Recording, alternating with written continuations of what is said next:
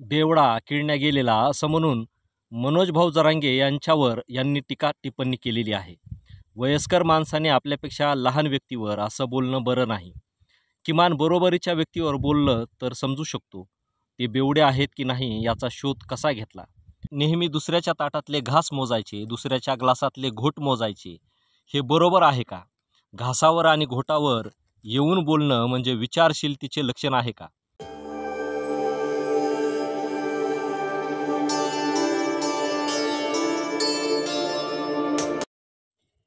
मित्रांनो नमस्कार। माणूस जर द्वेषाने सुडाने पेटून उठला तर त्याची विचारक्षमता लोप पावते, त्याची बुद्धी त्याला साथ देत नाही, असा प्रत्यय सध्या महाराष्ट्राच्या राजकारणातील एका बड्या मंत्र्याच्या बाबतीत येतो आहे। आपण एका समाजाचे जातीचे मंत्री नाहीत, संपूर्ण महाराष्ट्राचे मंत्री आहोत याचं भान देखील राहत नाही। एखाद्याच्या आत्मसन्मानावर वैयक्तिक पातळीवर किती टीका करावी यालाही काही मर्यादा असते। बेवडा किळण्या गेलेला असं म्हणून मनोज भाऊ जरांगे यांच्यावर यांनी टीका टिप्पणी केलेली आहे। वयस्कर माणसाने आपल्यापेक्षा लहान व्यक्तीवर असं बोलणं बरं नाही।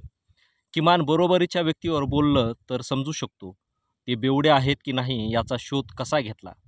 ते किती पेग घेतात हे मोजायला आपल्यापैकी कुणीतरी तिथे जवळ असणारच। मराठा समाजाच्या खाण्यापिण्यावर आपलं बारीक लक्ष आहे। शेवटी कितीही सुधारले तरी अंगचे गुण आणि मूळची संस्कृती अजून सुटलेली नाही। नेहमी दुसऱ्याच्या ताटातले घास मोजायचे, दुसऱ्याच्या ग्लासातले घोट मोजायचे, हे बरोबर आहे का? घासावर आणि घोटावर येऊन बोलणं म्हणजे विचारशीलतेचे लक्षण आहे का?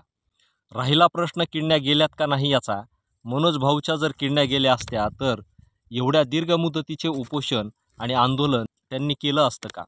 आणि त्याही पुढचं कुणी का असेना एखाद्याच्या शारीरिक आजारावर असं बोलणं म्हणजे नासक्या कडीला आलेला फेस म्हणायचा का? त्यांच्या किडण्या गेल्या म्हणून आपण किडनी दानाचं दातृत्व स्वीकारणार आहेत का? एकीकडं सामाजिक तेढ निर्माण झाली म्हणून बोलायचं आणि स्वतःच समाजात लोकांच्या मनात विष पेरायचं, कटुता पेरायची, हे असले धंदे राजकारणात स्वतःच्या स्वार्थासाठी चालत असतील।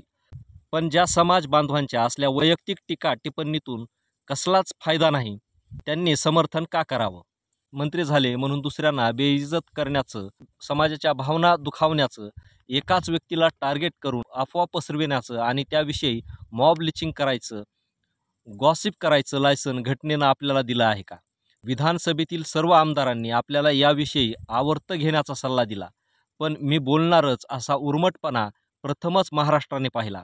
अशा वागणुकीतून आपण घटनेचा सन्मान करीत आहात की अवमान करीत आहात हेही कधी अंतर्मुख होऊन पहा। भ्रष्टाचाराने पोखरलेल्या देशात आज फक्त मराठा समाज आरक्षण मागतोय असं जरी वाटत असलं तरी येत्या काही वर्षात प्रत्येक जात, प्रत्येक माणूस स्व अस्तित्वासाठी रस्त्यावर उतरलेला दिसेल। कारण आपल्यासारख्या महान निस्वार्थ राज्यकर्त्यांनी नोकऱ्या संपविल्या आहेत, शिक्षण संपविलं आहे, स्थानिक उद्योग मोडकळीस आणले आहेत, लोकांच्या आर्थिक लुटीसाठी महागाईचा आगडोंब लोकांच्या मनात आणि घरात पेटविलेला आहे। तो विझणार कसा? या परिस्थितीने गांजलेल्या पछाडलेल्या लोकांनी जर सरकारकडे हक्काची, अधिकाराची मागणी केली तर पुढच्या काळात ही परिस्थिती आणखी बिकट झाली तर याला विरोध म्हणून आपण या आंदोलकांना, अधिकार मागणाऱ्यांना दंगली घडवून शिरच्छेद करून, हत्या करून संपविणार आहेत का?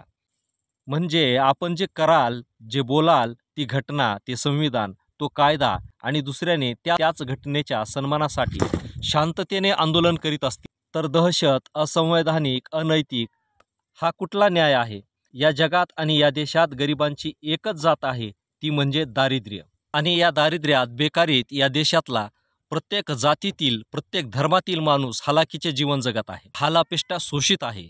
आपण जातीचा आधार घेऊन बोलत असलात तरी आपण भांडवलदारांचे व उच्च श्रीमंतांचे प्रतिनिधी म्हणून बोलत आहात।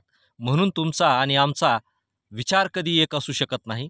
तुमची आणि आमची सामाजिक योग्यता, आर्थिक योग्यता कधीच एक असू शकत नाही।